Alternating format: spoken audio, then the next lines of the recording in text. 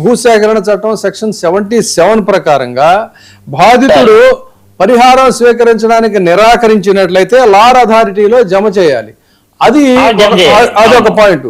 Section 38 ప్రకారంగా ఏంటంటే ఈ కాంపన్సేషన్ అనేటువంటిది కంప్లీట్ చేయడం కోసం కూడా వాళ్ళందరినీ కూడా ప్రిపేర్ చేయాలి. కానీ ఎంత ఇన్హ్యూమన్ అంటే చాలా మంది వృద్ధుల్ని కూడా జేసీబీలతో వాళ్ళ ఇళ్ళు పెకిలించి వాళ్ళని జేసీబీలో తరలించారనేది కూడా చాలా కథనాలు వినిపించాయండి. ఇప్పుడు ఇదంతా ఎట్లా ఉండాలి అని అంటే ఒక స్మూత్గా జరిగిపోవాలి భూసేకరణ అనేటువంటిది. ఏది as per section 77. But there is a violation of section 77 and violation of section 38 చాలా స్పష్టంగా ఇక్కడ కనిపిస్తూ ఉన్నాయి. అయినా కూడా వాళ్ళు ఏంటంటే యథేచ్ఛగా అసలు వాళ్ళని కేర్ చేయకుండా చేస్తున్న పరిస్థితుల్లో ఈరోజు కేంద్ర మంత్రిని వాళ్ళు ప్రొటెస్ట్ చేయడానికి సిద్ధపడ్డారు. సో దీంట్లో మరి మీ వంతు అంటే పార్టీ పరంగా వాళ్ళకి నైతికంగా మద్దతు ఇవ్వడానికి లేకపోతే వాళ్ళ కాంపన్సేషన్ వచ్చేటువంటి విధంగా మీరేం చేయబోతున్నారు మీ పార్టీ తరఫున? ఆల్రెడీ ఇప్పుడు ఎక్కడ బైరెడ్పాలెంలో కానీ లేదంటే భోగాపురం రైతులందరూ కూడా మా దగ్గరకు వచ్చినప్పుడు కూడా క్లియర్ గా మేము కూడా అడిగామండి. క్లియర్ గా పత్రికాముఖంగా అడిగాం. అలాగే అక్కడ ఉన్నటువంటి కలెక్టర్ గారిని కూడా, విజయనగరం కలెక్టర్ గారిని కూడా పర్టికులర్ గా అడిగాం. ఎన్ని కుటుంబాలకి బ్యాంక్ ఖాతాల్లో మీరు నష్టపరిహారం చెల్లించారు, అలా ఎన్ని కుటుంబాలకి డబ్బు LAR లారా అథారిటీ వద్ద జమ చేశారు, ఒక్క కుటుంబానికి నిర్ణయించిన భూమి విలువ ఎంత, నిర్మాణాల విలువ ఎంత అని అడిగాం.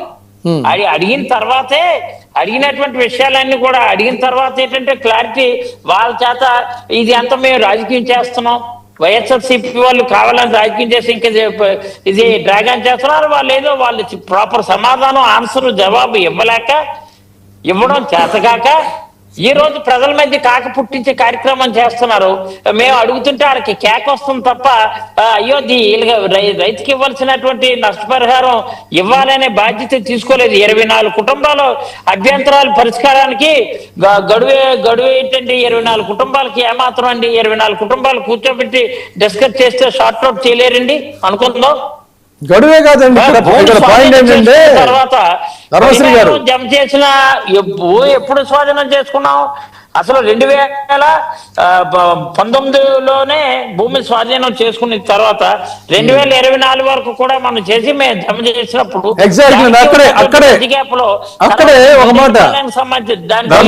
ఇమీడియట్ స్వాధీనం చేసుకున్నాను నష్టపరిహారం దసరా వరకు చెల్లించి వెళ్ళిపోయాం.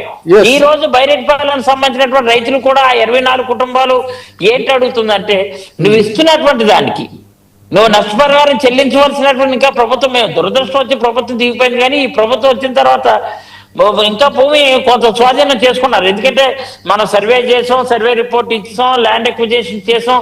ల్యాండ్ ఎక్విజిషన్ దానికి అన్నిటి కూడా చేసి ఈ ఎయిర్పోర్ట్ వాళ్ళకి ఇచ్చేసిన తర్వాత లారా ద్వారా మొత్తం ఇక్కడ జిఎంఆర్కి ల్యాండ్ హ్యాండ్ ఓవర్ చేసిన తర్వాత కాంపన్సేషన్ ఇచ్చిన దానికి ల్యాండ్ హ్యాండ్ ఓవర్ చేసిన దానికి మధ్య ఉన్నటువంటి డిఫరెన్స్ కి దానికి interest, minimum interest, bank interest అని పే చేయాలి కదా.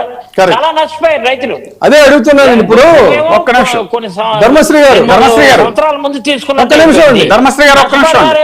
ఇవ్వలేని పరిస్థితి అండి. విజయ్ మీరు చాలా వ్యాలిడ్ పాయింట్ రైజ్ చేశారు. ఇది చాలా విలువైనటువంటి పాయింట్. ఇది ప్రజలందరూ కూడా తెలుసుకోవాల్సింది ఏంటంటే స్వచ్ఛందంగా భూములు ఇచ్చినటువంటి వాళ్ళు మన భూసేకరణ చట్టం 2013 సెక్షన్ 80 ప్రకారంగా వాళ్ళు భూములు ఇచ్చిన తర్వాత కాంపన్సేషన్ అనేటువంటిది సకాలంలో చెల్లించకపోయినట్లయితే, ఏడాది లోపు చెల్లించకపోయినట్లయితే 9% వడ్డీ చెల్లించాలి.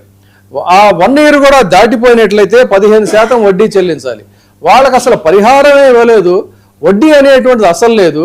అంటే పేదల భూములు అనేటువంటివి మీకు పేలపిండితో సమానం అన్నట్టుగా ఇంత దారుణంగా ప్రభుత్వాలే వ్యవహరిస్తూ ఉంటే దీని మీద మరి న్యాయ పోరాటం కూడా చేయాల్సినటువంటి అవసరం ఉంది.